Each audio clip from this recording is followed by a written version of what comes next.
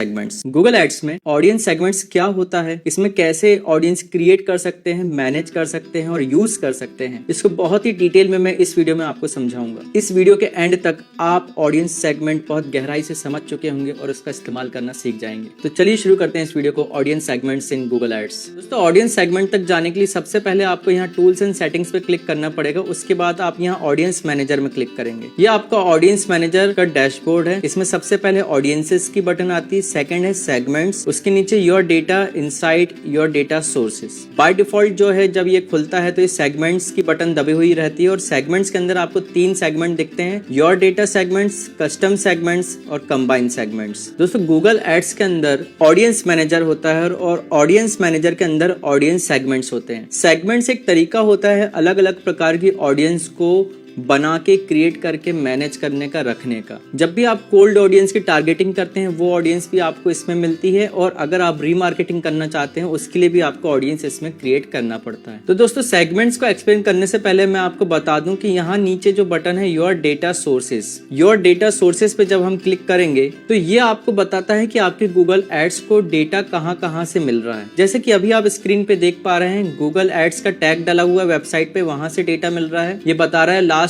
24 घंटे में 332 हिट हुए हैं, एक पैरामीटर आ रहा है और 7 लिस्ट आ रही। ये बहुत इंपॉर्टेंट है दोस्तों, ये चेक करना कि आपके सोर्सेस से डेटा रिसीव हो रहा है गूगल एड्स में। और उसका सबसे सही तरीका है गूगल एड्स टैग में आपको 24 घंटे के अंदर कुछ हिट्स मिलनी चाहिए। इसके अलावा अगर और भी सोर्सेस हैं जैसे गूगल एनालिटिक्स से भी डेटा आ रहा है या हो सकता है यूट्यूब भी कनेक्टेड हो तो यूट्यूब से भी डेटा आ रहा है, दैट इज ओके। पर कहीं ना कहीं से तो डेटा आना चाहिए गूगल एड्स में, तब तो आपके गूगल एड्स को पता चलेगा कौन आपकी वेबसाइट पे आ रहा हो, तभी आप शायद कभी रीमार्केटिंग कर पाओगे। तो सबसे पहले आप योर डेटा सोर्सेस को चेक कर लें। योर डेटा सोर्सेस को चेक करने के बाद जब आपने देखा सब ठीक है तो अब हम बढ़ते हैं सेगमेंट्स पे। सेगमेंट्स में दोस्तों आपको 3 सेगमेंट मिलेंगे, your data segments, custom segments and combined segments. Your data segments यानी कि जो डेटा सोर्स से जो डेटा आ रहा है उसके बेसिस पे जो ऑडियंस बनी है। सरल शब्दों में कहें तो आपकी वेबसाइट पे कौन विजिट कर रहा है उस बात की इन्फॉर्मेशन जब गूगल एड्स को मिलती है तो उस बेसिस पे जब वो ऑडियंस बनाता है, यानी कि कौन कौन से पेज पे लोग विजिट किए, कितने लोग आपकी वेबसाइट पे विजिट किए, कितने लोगों ने आपकी वेबसाइट से कुछ खरीदा या कितने लोगों ने आपकी वेबसाइट पे लीड सबमिट करी, ये सारा डेटा जो है आपकी वेबसाइट से गूगल एड्स को मिलता है। यानी कि ये योर डेटा, आपका डेटा है,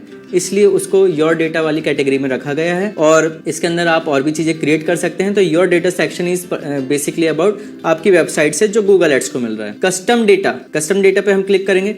कस्टम डेटा वो डेटा होता है जिसे आप खुद क्रिएट करते हैं। मैं आपको आगे वीडियो में सिखाऊंगा कि कैसे क्रिएट करना है, बट बेसिकली जब आप ऑडियंस की परिभाषा खुद एक गूगल को बना के देते हैं कि भाई ऐसे लोग, ऐसी एज ग्रुप, ऐसे इंटरेस्ट वाले लोगों को ऐड दिखाना चाहता हूँ, इन लोगों का ग्रुप बनाया जाए, तो उसको हम कस्टम ऑडियंस सेगमेंट कहते हैं। उसके बाद आता है दोस्तों कंबाइंड सेगमेंट। कंबाइंड सेगमेंट कुछ नहीं होता है, योर डेटा और कस्टम सेगमेंट को मिक्स एंड मैच करके अगर आप कोई ग्रुप ऑफ ऑडियंस बनाते हैं तो उसको हम कंबाइंड ऑडियंस सेगमेंट कह सकते हैं। तो दोस्तों, सबसे पहले योर डेटा सेगमेंट्स पे आते हैं। यहाँ एक टेबल बनी रहती है जिसके नीचे आपको कुछ ऑडियंस बनी हुई दिखेगी। सबसे पहले सेगमेंट का नेम यानी कि ऑडियंस का नाम लिखा हुआ दिखेगा, किस टाइप की है तो किस टाइप की है वो यहाँ पे उसके ऑडियंस के आगे लिखा होगा। जैसे for example website visitor, rule based, automatically created. Member status यानी कि वो चालू है या बंद। साइज यानी कि क्या साइज की ऑडियंस है वो, ठीक है। और YouTube पे क्या साइज है, डिस्प्ले पे क्या साइज है, सर्च में क्या साइज है और जीमेल में क्या साइज है। ये इसलिए बताया गया है क्योंकि हर ऑडियंस जो है सभी प्लेटफॉर्म या सभी गूगल की प्रॉपर्टीज पे एक ही साइज की नहीं होती। यानी कि हो सकता है जैसे आप YouTube पे हजारों लाखों को टारगेट कर रहे हो, वही कैटेगरी के लोग जो है जीमेल पे आपको बहुत कम मिले, तो इसलिए साइज भी मैटर करता है। इसके अलावा दोस्तों आपको यहाँ ऊपर सर्च की बटन मिल जाती है। अगर आपके पास बहुत सारी ऑडियंस है तो ढूंढने के लिए यहाँ पे सेगमेंट्स की बटन मिल जाती है। इसे आप दबाएंगे तो यहाँ पे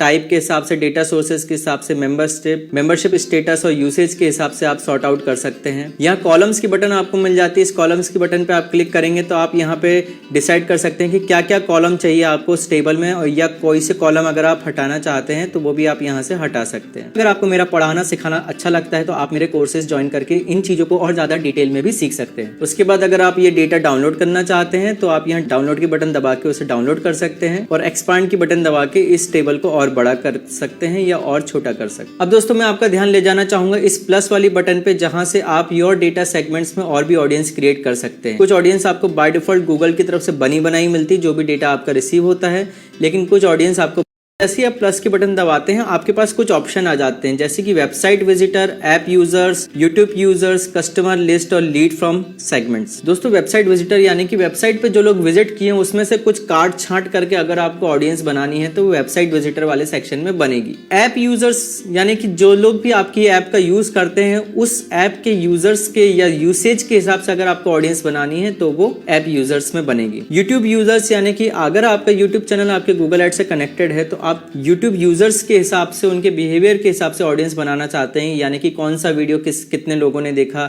या किन लोगों ने इस पर्टिकुलर कैटेगरी के वीडियोस देखे या किन लोगों ने ज़्यादा वीडियो देखे या टोटल YouTube व्यूअर्स की अगर आप ऑडियंस बनाना चाहते हैं तो वो आपकी यहाँ से बनती है। कस्टमर लिस्ट यानी कि दोस्तों अगर आपके पास लोगों का डेटा है, ईमेल है या कॉन्टैक्ट नंबर है, वो भी हजारों की संख्या में है, तो उनको आप डाल के भी एक ऑडियंस बना सकते हैं, जिससे गूगल को बहुत अच्छे से आइडिया मिलता है कि कैसे लोग आपके कस्टमर या विजिटर बनते हैं, ताकि वो और उसी टाइप के लोगों को रिसर्च करके ढूंढ के उनको आपका ऐड दिखा सके। और लीड फ्रॉम सेगमेंट यानी कि कोई जो आपने सेगमेंट्स बना रखे हैं उनसे अगर आपको कोई लीड मिली हुई है तो उसकी भी आप ऑडियंस बना सकते हैं। और कस्टम कॉम्बिनेशन दोस्तों यानी कि ये जो ऊपर की जो हमने लिस्ट देखी, इनके कॉम्बिनेशन का यूज करके इनकी बनी बनाई ऑडियंस को अगर आप कंबाइन करके कोई नई ऑडियंस बनाना चाहते हैं तो वो आपके कस्टम कॉम्बिनेशन में बन जाती है। अब मैं आपको बताना चाहूंगा कि वेबसाइट विजिटर की ऑडियंस कैसे बनाते हैं, या इसे हम दूसरे शब्दों में कहते हैं कि गूगल एड्स की रीटारगेटिंग की ऑडियंस कैसे बनाते हैं या रीमार्केटिंग करने के लिए ऑडियंस कैसे बनाते हैं। तो जब हम वेबसाइट विजिटर्स पे क्लिक करते हैं तो इस तरीके से एक बॉक्स खुलता है। सबसे पहले लिखा है सेगमेंट नेम, यहाँ पे आप नाम डाल सकते हैं। अब दोस्तों मान लीजिए कि आपकी कोई वेबसाइट है,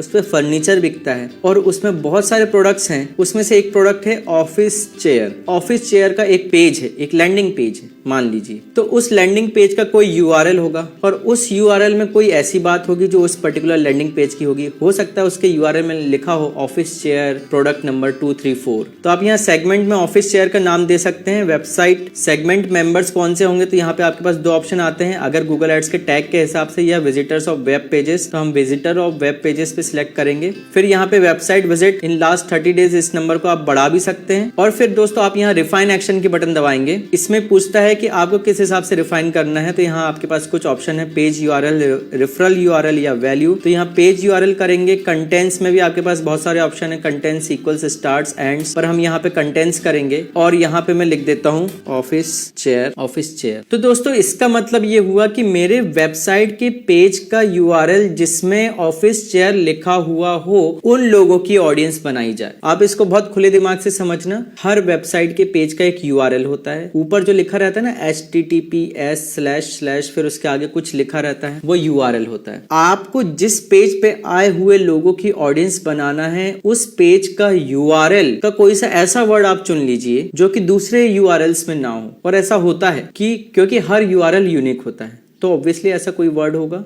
या कुछ भी होगा, कुछ अक्षर होंगे, कुछ नंबर होंगे, उनको आप यहाँ पे डाल दीजिए और उसको आप लिख दीजिए कंटेंट्स। इसमें और भी ऑप्शन आते हैं जैसे इक्वल्स यानी कि सेम टू सेम, अगर यही लिखा होगा तो ही उसकी ऑडियंस बनेगी। स्टार्ट्स विथ, एंड्स विथ, ऐसे बहुत सारे ऑप्शन आप ट्राई कर सकते हैं, लेकिन कंटेंट्स इज इजीएस्ट वन। मैं मान लेता हूँ कि मेरा एक ऑफिस चेयर का प्रोडक्ट है, उसके लैंडिंग पेज के यूआरएल में खास तौर पे लिखा हुआ है ऑफिस चेयर, और कोई यूआरएल ऐसा नहीं है मेरी वेबसाइट पे जिसपे ऑफिस चेयर लिखा हो। ठीक है, कोई कंफ्यूजन नहीं। तो अगर मैं इसको इस तरीके से कर दूंगा तो ये जो है मेरे लिए एक ऐसी ऑडियंस बनाएगा, जितने भी लोग मेरे ऑफिस चेयर वाले वेबसाइट के पेज पे विजिट किए होंगे पिछले 30 दिनों में, उन लोगों की ऑडियंस बन जाएगी। ये 30 दिन को आप मैक्सिमम 540 डेज भी कर सकते हैं, यानी कि पिछले 540 दिनों में अगर कोई भी मेरे ऑफिस चेयर वाले पेज पे आया होगा तो उसकी ऑडियंस यहाँ पे बन जाएगी। दोस्तों नीचे आपको ऑप्शन मिलता है प्रीफिल ऑप्शन, यानी कि पहले से अगर आपकी वेबसाइट पे आ रहे होंगे तो उसको प्रीफिल हम चूज करेंगे। अगर आप चाहते हैं कि नहीं आज ही मैंने ऑडियंस बनाई और बस आज से ही जो लोग आ रहे हैं उन्हीं लोगों की ऑडियंस बनाना है, तो फिर आप स्टार्ट विद एम्प्टी सेगमेंट भी कर सकते हैं। वैसे आमतौर पे इसको प्रीफिल किया जाता है। यहाँ पे अगर आप और कोई डिस्क्रिप्शन लिखना चाहते हैं ऑडियंस के बारे में तो आप लिख सकते हैं और इस सेगमेंट को क्रिएट सेगमेंट कर देंगे। तो मैंने इस ऑडियंस का फिलहाल नाम दे दिया टेस्ट 1 ऑफिस चेयर और मैं सेगमेंट को क्रिएट कर देता हूँ। तो देखिए यहाँ पे मेरी ऑडियंस बन गई टेस्ट 1 ऑफिस चेयर। इसमें आगे लिखा है वेबसाइट विजिटर, रूल बेस्ड है, ओपन है, पॉपुलेटिंग यानी कि ये अभी बन रही है। वैसे इसमें कोई नंबर नहीं आएगा क्योंकि ना तो मेरी फर्नीचर की वेबसाइट है ना ही उस पर कोई ऑफिस चेयर वाला यूआरएल है। अब हम चलते हैं दोस्तों कस्टम सेगमेंट्स पे। कस्टम सेगमेंट जैसे कि मैंने आपको बताया कि आप खुद गूगल को परिभाषित करेंगे, उसको व्याख्या देंगे, उसको एक्सप्लेन करेंगे कि कैसे लोगों की ऑडियंस बनाना है। ये वो लोग नहीं है जो आपकी वेबसाइट पे